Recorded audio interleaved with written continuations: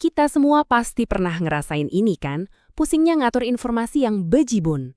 Tapi, pernah kepikiran nggak kalau sistem arsip jadul yang pakai laci-laci itu sebenarnya adalah cetak biru dari cara kita mencari file di komputer? Nah, hari ini kita bakal bongkar logika tersembunyi yang ternyata nyambungin keduanya. Pasti pernah dong detik-detik panik nyari dokumen yang super penting, entah itu di tumpukan kertas yang udah kayak gunung, atau di lautan folder digital di laptop kita. Rasanya frustrasi banget kan? Nah, ini adalah masalah universal yang akan kita coba pecahkan bareng-bareng. Tapi coba kita geser sedikit ke konteks yang taruhannya jauh lebih tinggi.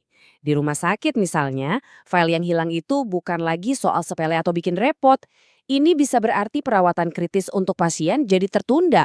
Disinilah kita sadar kalau dasar-dasar pengarsipan itu bukan cuma soal rapi, tapi bisa menyangkut nyawa. Oke, kita mulai dari dasarnya dulu ya.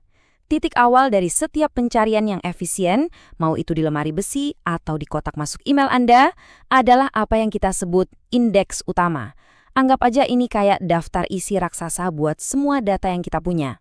Dan di jantungnya indeks utama ini, ada yang namanya kartu indeks. Nah, penting nih buat diingat. Kartu ini bukan arsipnya itu sendiri ya, tapi ini adalah jalan pintas menuju arsip itu. Ibaratnya, ini adalah GPS yang langsung ngasih rute tercepat ke tujuan, jadi kita nggak perlu muter-muter nggak jelas. Jadi, GPS ini isinya apa aja sih? Seperti yang bisa kita lihat, isinya tuh informasi yang paling penting aja. Judul, nomor, subjek, tanggal, sama kode. Tujuannya cuma satu, efisiensi. Cukup kasih petunjuk biar kita sampai tujuan, tanpa harus ribet sama detail yang belum perlu-perlu amat. Terus, kapan alat ini benar-benar kepake? Bayangin skenario ini deh. Anda lupa nomor invoice, tapi ingat banget nama kliennya. Nah, disinilah kartu indeks jadi pahlawannya. Dia berfungsi sebagai referensi silang. Jadi kartu indeks ini bukan sistem utamanya, tapi alat bantu yang super cerdas. Oke, tadi kartu indeks udah nunjukin arah yang benar.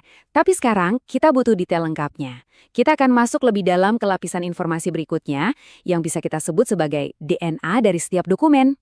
Nah, kalau kartu deskripsi ini jauh lebih dari sekedar petunjuk. Ini adalah rangkuman lengkapnya. Kalau kartu indeks tadi ibarat judul buku, kartu deskripsi ini tuh sinopsis di sampul belakangnya. Dia ngasih semua detail penting, dari kode, nomor, judul, sampai yang paling penting, di mana lokasinya. Dan coba deh perhatikan detailnya itu beda level. Ini bukan lagi soal apa dan di mana. Kita sekarang ngomongin gimana dokumen ini nyambung ke sistem yang lebih besar lewat kode klasifikasi. Semua elemen ini, nomor, lokasi, tanggal, bekerja sama buat menciptakan satu profil utuh sebuah dokumen. Cara paling gampang buat ngebayanginnya tuh begini. Setiap dokumen punya ceritanya sendiri, dan kartu deskripsi ini adalah biografi lengkapnya.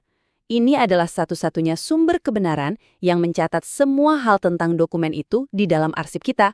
Oke, kita udah punya semua kartu indeks dan deskripsinya. Tapi, kalau nggak ada sistem buat ngaturnya ya sama aja kita cuma menciptakan kekacauan yang terstruktur. Langkah paling penting selanjutnya adalah membuat katalog ini benar-benar bisa dipakai. Caranya, lewat penyortiran. Proses aktif ini namanya manuver kartu.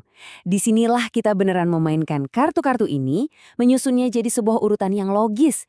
Ini adalah momen di mana tumpukan informasi berubah jadi perpustakaan yang bisa kita telusuri dengan mudah.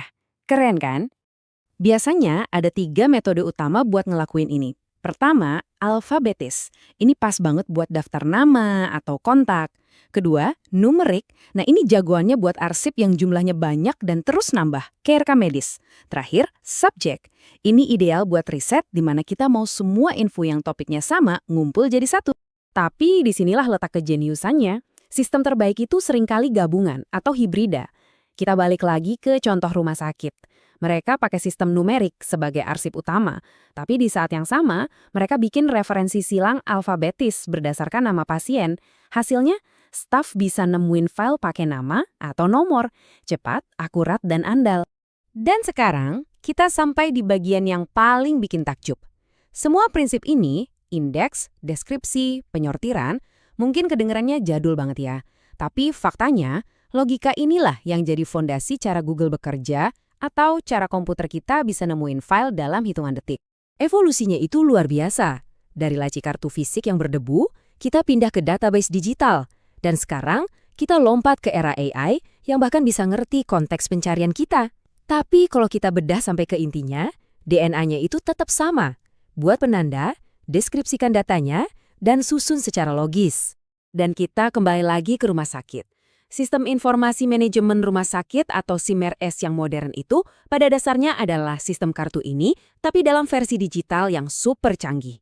Kemampuan dokter untuk nyari data dari berbagai sisi, bisa dari nama, diagnosis, atau tanggal, semua itu akarnya dari logika pengindeksan sederhana yang barusan kita bahas.